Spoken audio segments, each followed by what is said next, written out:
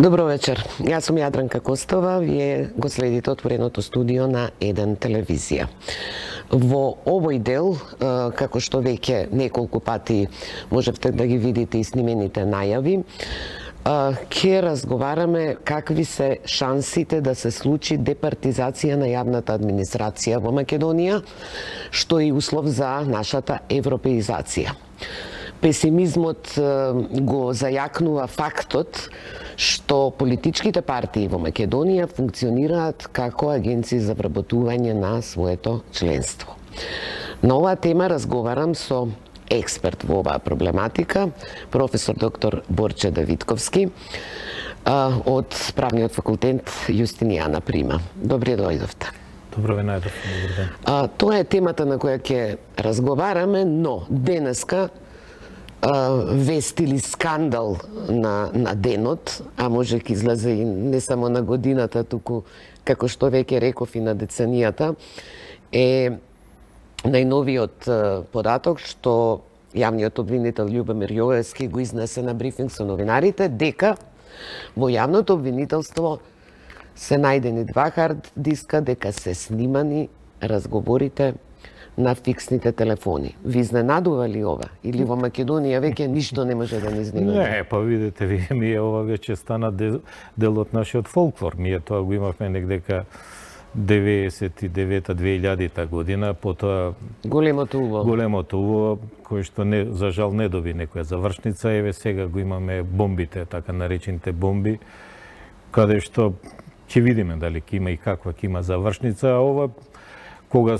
се дрзна премиери, амбасадори, министри да бидат сослушување, па предпоставка беше дека зошто па да не е јавното обвинителство, бидејќи тие беа у функција на актуелната власт, така што нормално дека и таа истата за секој случај повтора малку да ги прислушкува да видат што. Значи да не оди од центарот горе, туку сега во самиот објект се ставаат уреди. И јавното обвинителство и ако би сакало нешто да покрене евентуално, хипотетички, мада не верувам, ама еви и да сакале, евентуално ако овие имале снимки за нив, едноставно знаете, тоа е класична уцена. Секој чиновник, секој функционер, секој кој што живее од плата, сакал некелке мора да се подвине на волјата на оној кој што слуша и што ги има разговорите. Па, мислам, веќе ништо не може у Македонија да не изненади. Можда, ако денеска или утре падне снег, тогаш сигурно ќе бидеме изненадени, али за ова не верувам. Нема да изненади ни доколку и кривичниот или граѓанскиот суд и другите судови исто биле под вакви мерки. Тоа 100%. Јас можам да кажам, колегата Фрчковски, кој беше министр за внатрешни работи, на некои мои видни професори што беа на времето на комунизмот, условно, кои што беа либерално настроени, луѓето мораат да идат во кино или во кафана за да ги ослободат куќите за да влезе МВР да им ги изведе бубиците, тие апаратите за прислушкување. Да не кажам на правниот факултет, да сигурно на десетина и повеќе кабинети беа озвучени и ја тогаш продекан бев, знам дека дојдоа луѓето, само им рековме попладне поминете да ги извадат тие средства за прислушкување. Некој не беа ни во функција, али очигледно се слушало и се слуша, тоа не е, како да кажам, тоа очигледно не е животна судбина на македонци. Постоеше една шеговита забелешка дека порано во еднопартискиот систем ѕидовите има уши, а дека во плурализмот ушите имаат ѕидови, затоа што многу критики до властите не стигаат едноставно до нив. Тогаш мислам дека имало некој ефект. Сега мислам дека вака, јас кога сетам пред 3-4-5 години, кога некој сакаше нешто сериозно да каже, ќе речеше кој ти е фиксниот број, на фиксниот да те барам, ама очигледно и фиксните биле слушани, така што ништо не е, се е под контрола. Така, сега да минеме на она што е наша тема. Ние сме 20 години наназад во разни медиуми, јас ова сум правела интервјуа на истава тема. Вие имате учествувано во пишување на 100 закони, да речеме, од вашата проблематика. Ако подвлечеме линија, дали после 20 години е подобра состојбата со јавната администрација квалитетот, департизацијата, бројот на вработени или сме полошо? Мислам дефинитивно сме полошо. Особено ова морам да го истакнам, особено од кога се донесе првата стратегија за реформа на јавната администрација од 99-та година. Од тогаш имаше некој куп закони кои се држаа во фиоки. Да. Значи претходно имаше закони кои што и значи кога се донесе стратегијата, ова нешто ме потсеќа на поранешниот систем на комунизмот, каде што Сојузот на комунистите на сети 4 години имаше конгреси. И тогаш беше табу тема бирократијата, против бирократијата, бирократизацијата и Конгресот ке донесеше резолуција каде што во наредниот 4-годишен период 10 до 15% да се смали бирократијата во општествено-политичкиот живот, во општествено-политичките организации, во општествено-политичките заедници, така натака и така натака. И на следниот конгрес ќе констатира дека збројот е зголемен за 30%. Значи, сега тоа исто се случува кај нас. Значи, од 99-та, кога донесовме првата стратегија, од прилика на 4 години се носат тие стратегии, неколку влади, отвари 3. Првата на СДС, првата на Љупчо Георгиевски, па на СДС, па на овие предходно на ВМРО 10-11 години, 2-3 стратегии, и сега повторно имаме и нова стратегија за реформа на јавната администрација и секој пат е департизиран, бидејќи ние оние бенчмаркови едно време, ако се сеќавате од Европската унија, кога ни го правеше извештајот, така кажува, беше партизирана, неефикасна, гломазна и така натака и така натака. И цело време мала, функционална, да се направи во функција на пазарно стопанство, во функција на остварување на човековите права, да не е во функција на на политичката власт, и секој пат обратно правевме. Значи, толку стратегии се изнаправија, а бројката на администрацијата само се зголемо и продолжува да се зголеме. Која е сега бројката? 130.000? Па не, јас мислам дека сега имаме договорци и не договорци, ја мислам околу 150.000 е со све договорните и без јавните предпријатија. Значи, 150.000 со оние што се на договор на дело ангажирани, и со без оние јавни предпријатија, без односно без оние предпријатија кои што е доминантна државната собственост, трговски друштва условно речено во државна собственост. И тоа за држава со дури не знаеме ни колку жители имаме сега внатре, бидејќи попис не сме имале. Па стално е правиме, ако имаме 650.000 тотал вработени, сега рачунете околу 200.000 од прилика се на буџет условно речено, или од тоа имаме 340-350.000 пензионери кои исто така горе-доле од буџетот, бидејќи пензионскиот фонд нема доволно средства, од буџетот се алиментираат. Имаме околу 100.000 социјални случаи и така натака, така што фактички по мене испаѓа еден што работи од прилика 1 на 1 или еден работи, а двајца треба да издржува. Така му доаѓа еден административец и еден пензионер. Па од прилика така ќе му дојде, бидејќи очигледно големи проблеми имаме. Тие луѓето што се во пензија не се криви. Од нивните плати се одделувале средства за пензија, но ете каква е ситуацијата, се гледа дека пензиските фондови се испразнети и мора буџетот да се интервенира. Јас го детектирав проблемот во политичките партии, затоа што сите партии функционираат како агенции за вработување на членството. Така е 20 и кусур години. И кога ќе дојде до промена на власт, тогаш партијата што преминала во опозиција вреска и се жали како има реваншизам, како се отпуштаат. Партијата што доаѓа на власт гледа да вработи во администрација своји луѓе и од година на година затоа имам чувство дека се повеќе вработени имаме. Па не, имаме ние се зголемува бројот на вработените, бидејќи видите, има едно правило, мала не е, сега мада последниве години не е баш така мала платата во јавниот сектор, е пристојна што би се рекло, сигурна, стабилна плата, секој први се зима плата, без никаква конкуренција, само со партиска книшка се влегува, на никој не му се бара да се испоти при вршењето на работните да има задачи. квалификации. Па од прилика на едно работно место Ви има... имате стоматолог или човек со факултет за физичка... Работи човечки ресурси, например, кај што треба правник да биде тоа. Па тоа е едноставно и тук, дори гледам сега и во оние што се стрикни органи, еве сега гледам последниот предлог закон за јавни набавки, кај што комисијата второстепената кој што треба да одлучува, кај што по правило се второстепена комисија одлучува, гледа решение. Значи правници треба да бидат. Они тамо го сменија сега еве се менува, вика да има високо образование. Само за председателот се бара правен факултет, за другото да имат високо образование. Едноставно очигледно партиските штабови кога определуваат кои ќе бидат членови, бидејќи однапред кај нас се тоа се знае. А немаат проблеми да го променат и законот. Ама не, за да биде законите или ги се кршат, ставаат, ако е на пример се како што беше она корупција за спречување на комисија за корупција, беше правен и економски. Имаше председател политиколог.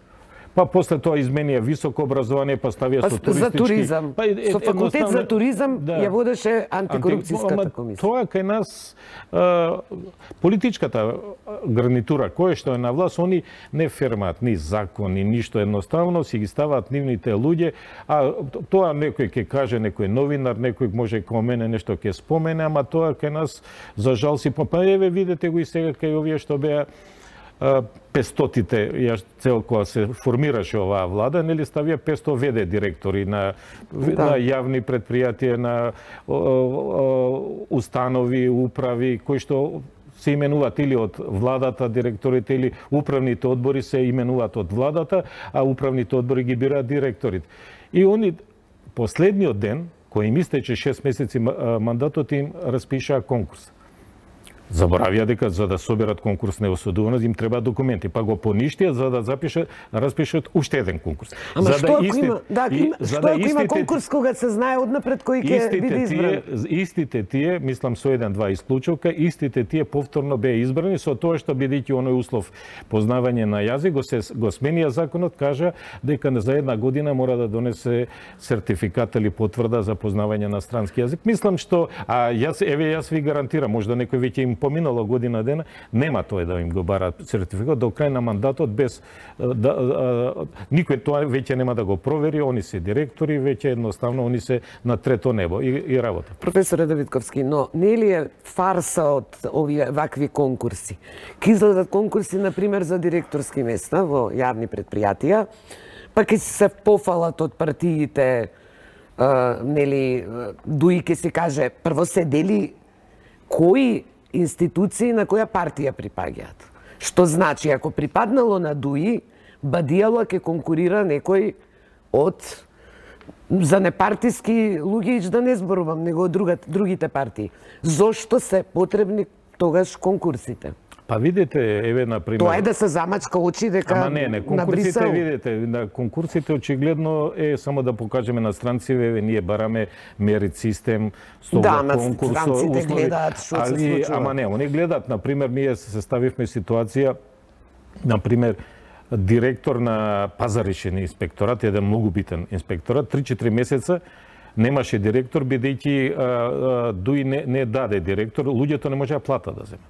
Мислам, ние до такви ситуации дојдовме во овој временски период, да евентуално не даваат, не смее друг никој да именува, а на конкурс се јавиле 20-30 луѓе. И не се бира, и едноставно тоа место е за таа политичка партија и таа дур не го стави човекот. Дали он исполнува услови, не исполнува, тоа е веќе ирелевантно, тоа е најверојатно на друго ниво и се решава. Така што оноа цунамија што го реков, што се направи во 2002, во 2016, во 2006 и еве сега 2017 по правило за тие 3-4 илјади што има флуктаза од тие што се условно речено раководни места, не на министер заменик, оние што се пониските ешалони, тие за некоја година ако дојде друга политичка провиненција и тие ќе си одат, така што али работата трпи, верувајте, квалитетот на работата трпи. Но тоа е проблемот. Колку места има за пополнување, нели обично кога се менува власта,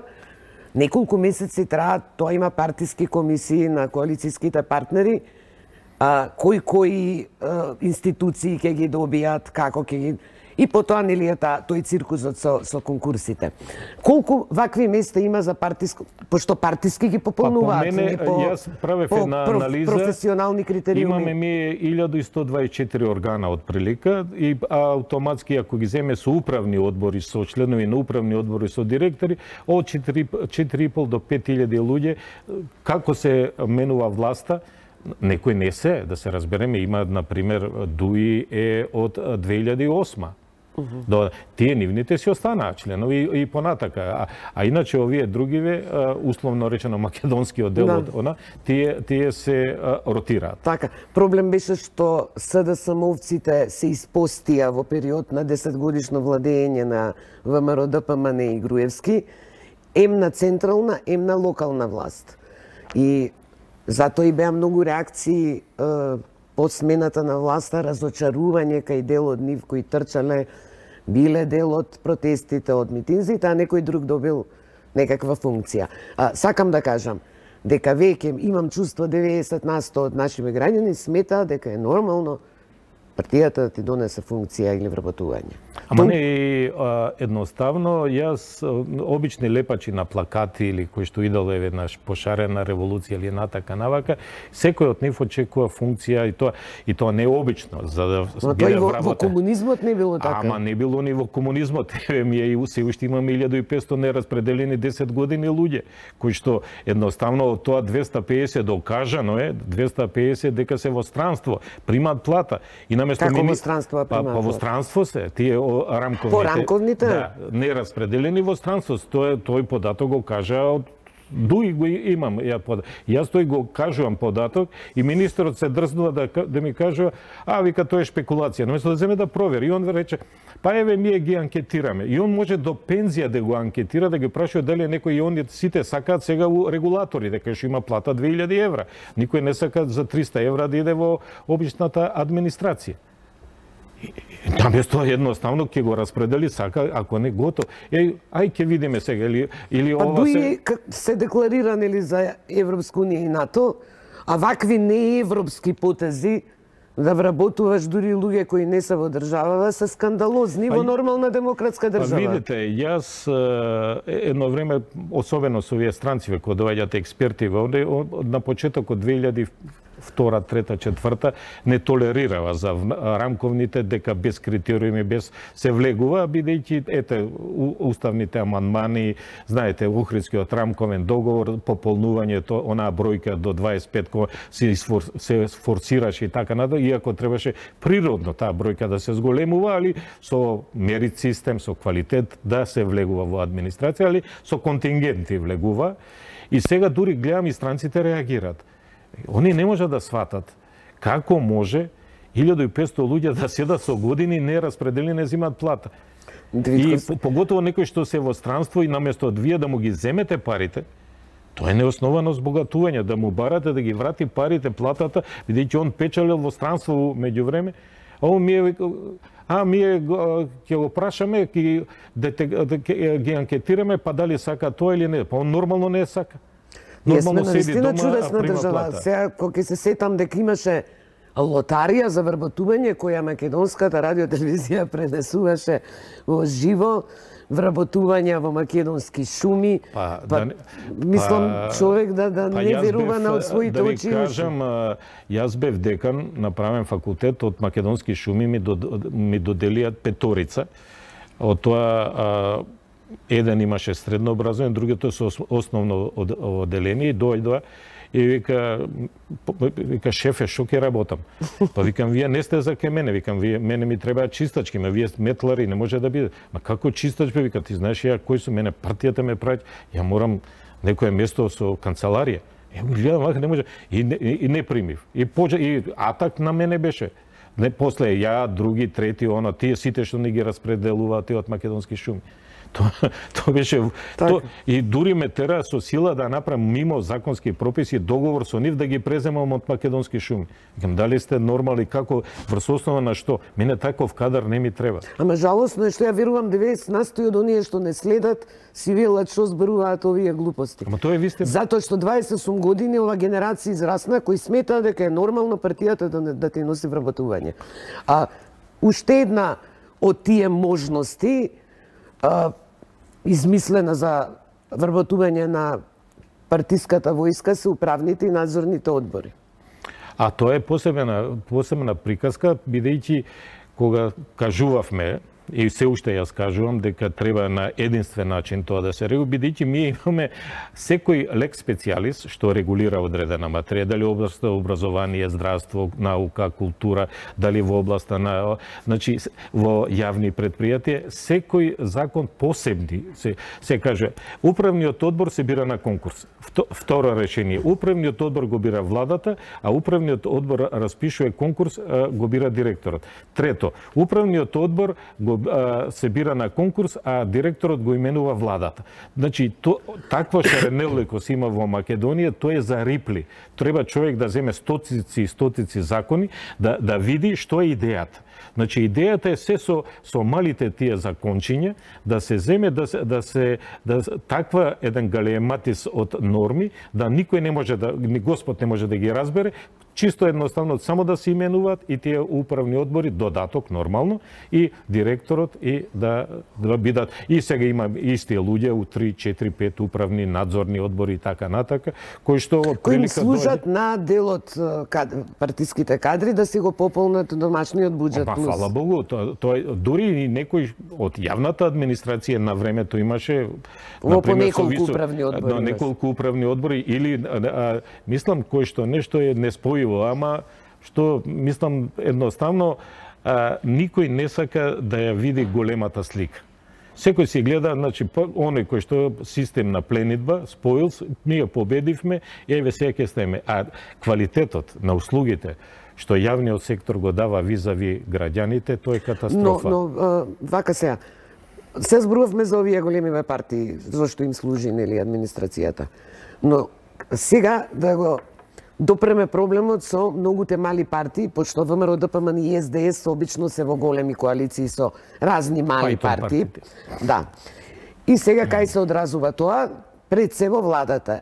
Јас не знам колку министерства без ресор се дадени за да има од сите помали партии, оние етнички, да има по еден министер. Вие со години децени избрувате дека никаде во Европа нема министри без ресор, но тоа очигледно не допира. Министер без ресор или без портфел нема нигдека. Значи, енглескиот кабинет, ако брои 13 кабинетот, значи 13 ресори главни, имаме најтесен, па поширок е 30, најширок е 90, ама тоа се сите оние кои што се државни секретари и така натака, кои што ја покриваат одредена област. Али оние кои што се во влада, тие се оние кои што имаат ресори. Значи, е министер, ние, кој ќе видите нашата влада, мислите, ние сме 5-16 со премиерот. А фактички се 27, 28.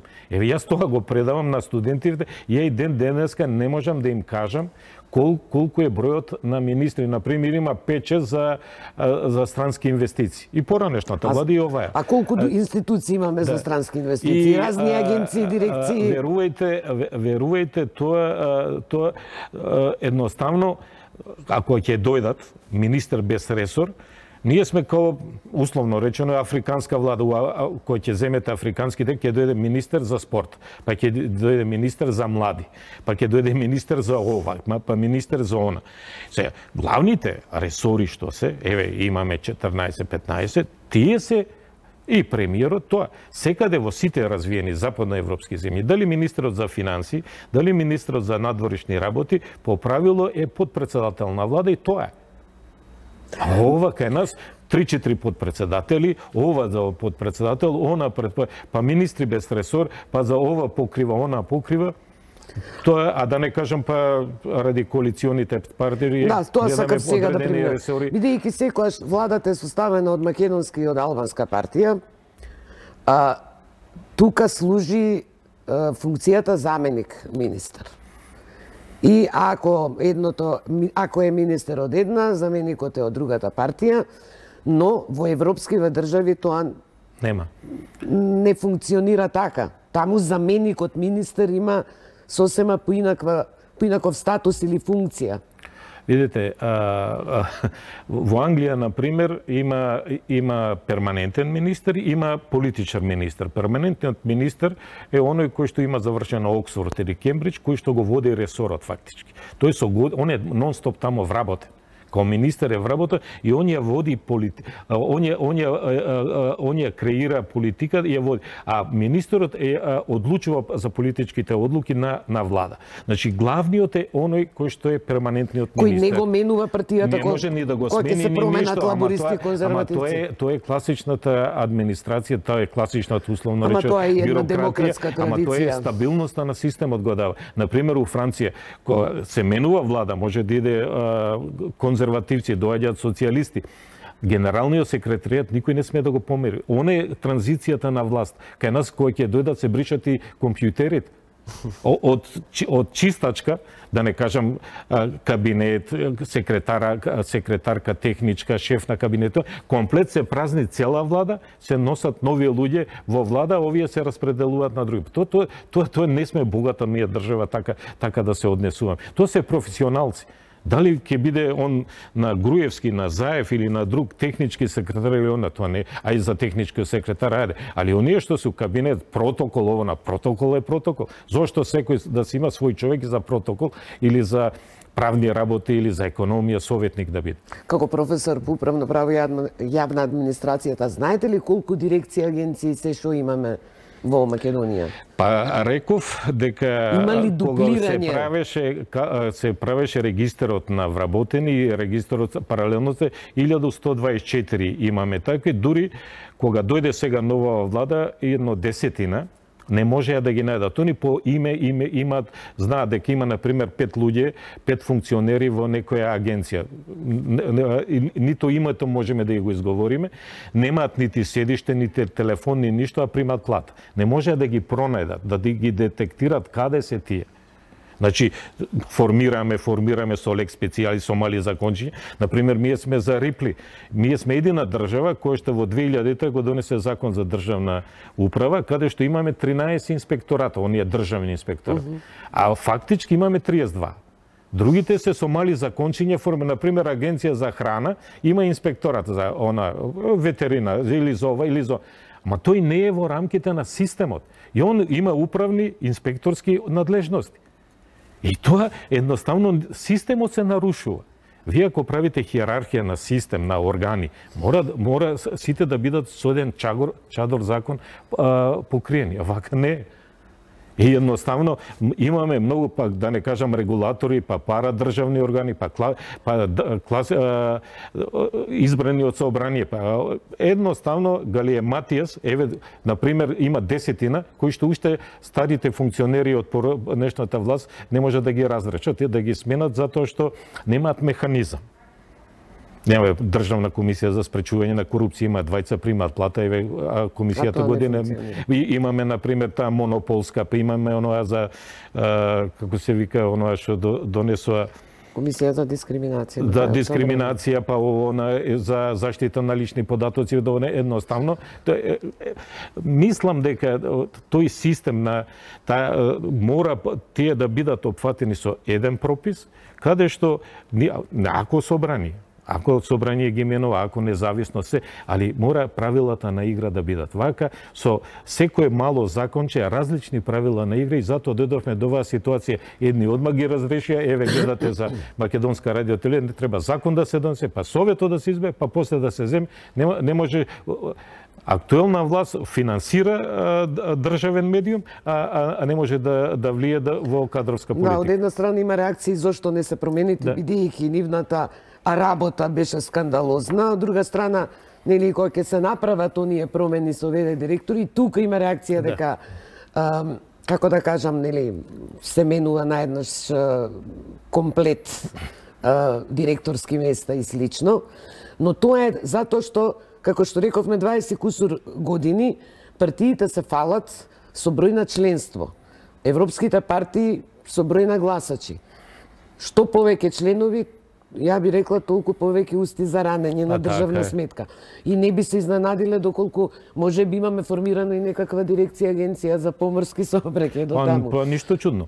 Видите, кај нас што е основен проблем? Мислам, кога се носат, затоа ја спомнав стратегии, кога ги носиме тие стратегии, ние носиме стратегија колку само да покажеме дека имаме папир. Еве на Европа и нова да кажеме, еве ние бидејќи по правило менуваме закон, по правило за тие стратегии доаѓаат експерти од странство, со странска експертска помош се подготвуваат и акционен план, и ваков план, оно како ќе се оствори, па имавме сега нели 369, па сега 18 и така натаму. Значи едноставно треба да се оно што се донесе, треба да се има волја да се примени. А политичка волја недостасува, ако нема политичка волја, ако нема политичка волја, на пример, као што има политичка волја премиерот да влеземе во НАТО. Так. Го изгора овој како се преспанскиот договор, човекот се зазема се комплет. Ама гледајте ги министрите.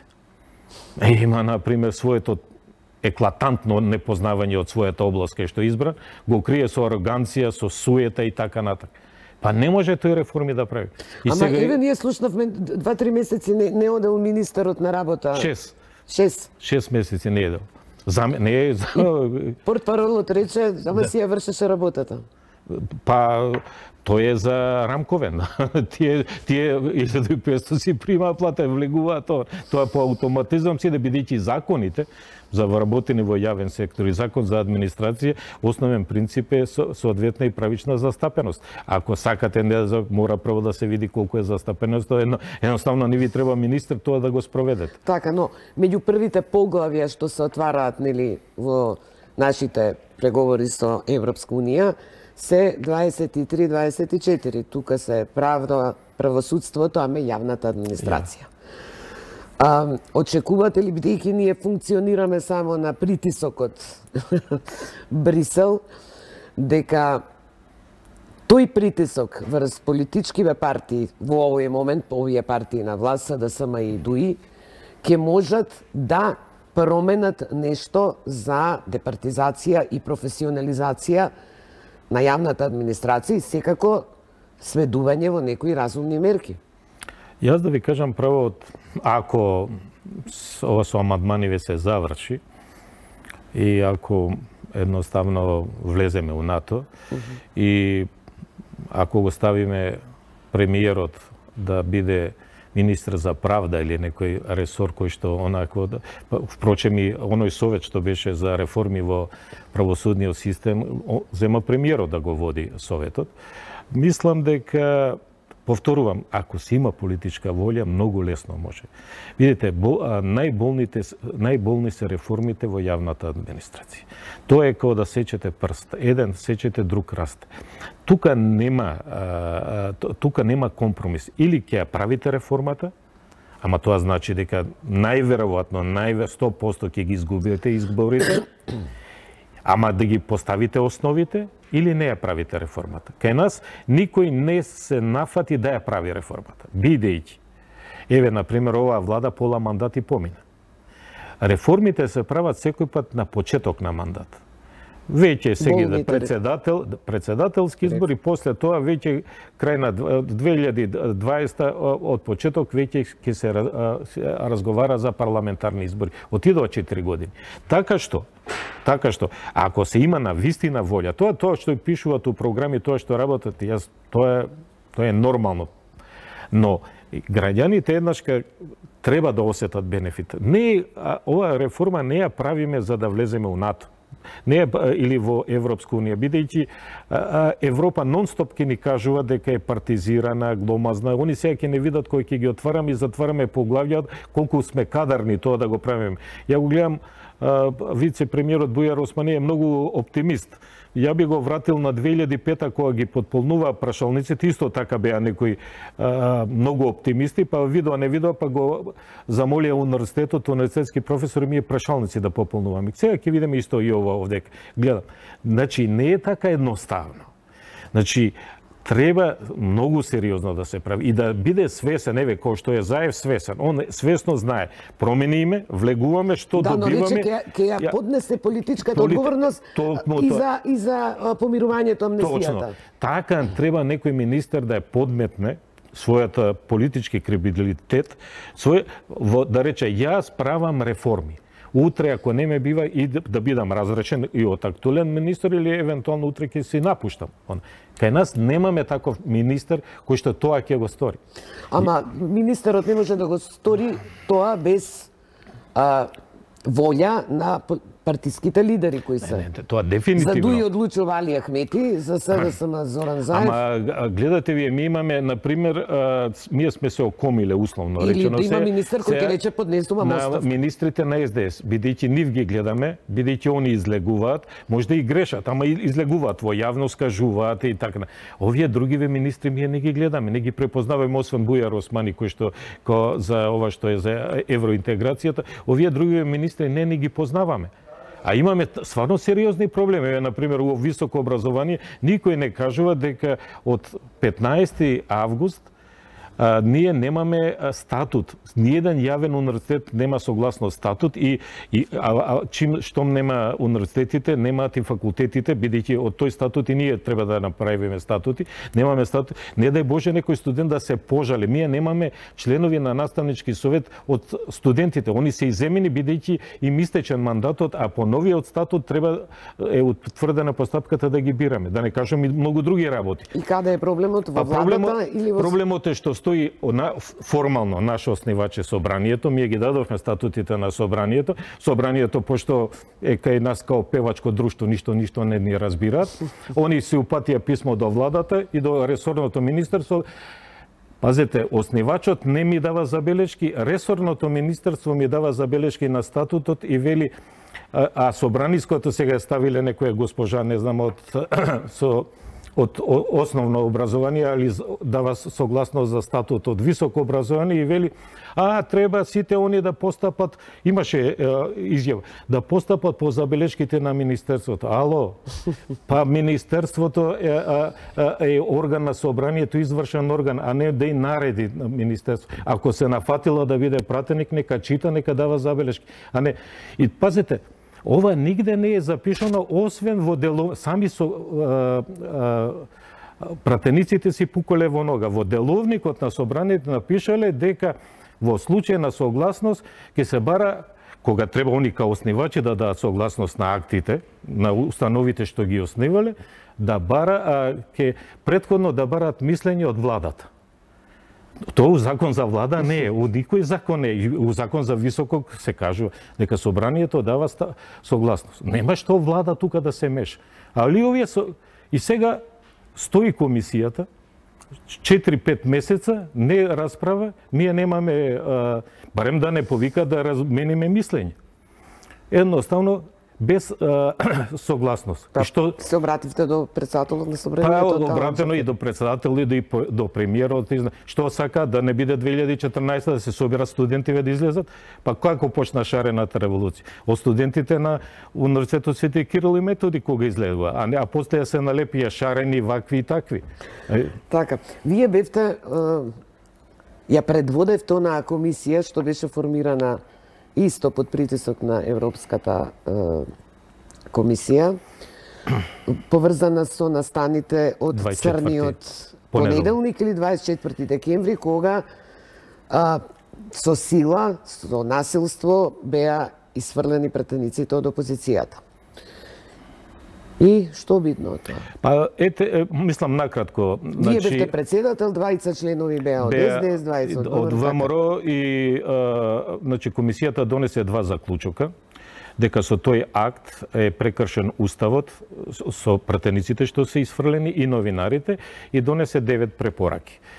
Една од препораките беше дека собранието во законот собрание мора да се предвиди сопствено обезбедување.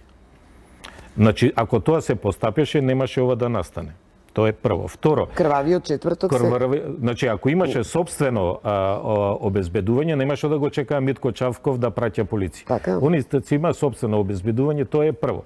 Второ, значи тоа не е реализирано. Ама не, уопште не е почна. 9 препораки. Втората препорака, зеро зона околу собранието. 500 метра околу собранието не сме да има демонстрации. Не сме никој да демонстрира. Тоа од странците ни го кажа, не го измисливме ми. Да беше така, значи никој не можеше да влезе у собрание. Исто препораката не е имплементирана. Тоа у закон за собрание требаше да влезе. Исто така препораките исто за образување, за начин за одлучување, за буџетот како да се одлучува, едноставно етички кодекс да се донесе. Тие беа препораки. И потоа се направија комисии наместо да тие комисии да расправаат, да се смени законот и пак кај нас знаете кој клин, кој плоча ВМРО и СДС, никој пат не може заедно, освен некој ако не, и пропадна препорака. И ден денеска експертите од Европска унија и прашуваат, еве сега и новиот амбасадор ме прашува, вика, што е со препораките? Јас се смеам. Сите ги поздравија, сите препораките, иако ВМРО рекоа за заклучоците, они ги прифатија препораки за заклучоците дека се тоалет хартија. Да, тоа си го рекоа, али енглеската верзија на која што само ја подпишав во Европска унија што ја депониравме, има 2 заклучока, 9 препораки. Со прс не е мрнат. Ја ви гарантирам, доколку се имплементираа препораките, ова немаше дојде до ова дереч. Но крвавиот четврток сигурно немаше да бидејќи ќе има собствено обезбедување и бидејќи пред собрание 500 мерка зеро зона, тоа е. Не можам да одредам. Па од прилика рачунајте до Вардар во од прилика не е дозволено да собранието мора да работи. Не смее собранието да биде тоа е тампон зона каде што никакви манифестации не се дозволуваат. Но повторувам, тоа не е имплементацијата на оние кои што требаше да имплементира. Што би сугерирале сега на владата на Зоран Заев во врска со престојни реформи на јавната администрација? Што се вашите предлози визави состојбава за која зборувавме, каква е? Па видите, прво, повторувам, значи треба да има вистинска волја да се прави реформа, тоа е основно. Второ, добро овој актуелниот министер направи таа функционална анализа, он ги детектира каде што има преклопување на надлежности, тоа значи и преклопување на луѓе. Значи детектирано е може да има 10, 20, 30% вишок луѓе. И се наместо да се каже ова е вишок, дајте начин како да го решим. Ја покрај тоа како ќе се детектира, јас би направил и јас им кажував тоа. Дајте да направиме, да сондираме, да направиме нешто рейтинг како што го правеа со судиите во Албанија. Да земеме на сите нивоа. Имаме, знаете, администрација раководни, стручни, административно-технички. Дајте со едно тестирање да видиме кој дали си го заслужува своето место. Тоа многу лесно може да се направи. Ако некој од него помине тестот, ќе му се даде уште една шанса, ако пак не го помине, ќе иде подоле или ќе му се заблагодарите. Ние наместо тоа да го направиме, наместо да детектираме кај што имаме преклопување на многу надлежности, значи тоа е се многу луѓе вработени за иста работа да вршат, се вели да, го видовме, ама сега вика нема отпуштање, добро, ќе го понудиме на реалниот сектор. Па кој будала ќе земе у реален сектор да земе на Кочо Анѓушев да му ги дадам у брако да ги земе административците кои што уопште на работа не се појавуваат. Зар он ќе ги земе тамо да ги плаќа? Ве молам. Едноставно треба да се каже, како што направи Маргарет Тачер, толку 2 милиона луѓе останаа без работа од јавниот сектор, од рудници, од железници и така натака, ги изгуби зборите.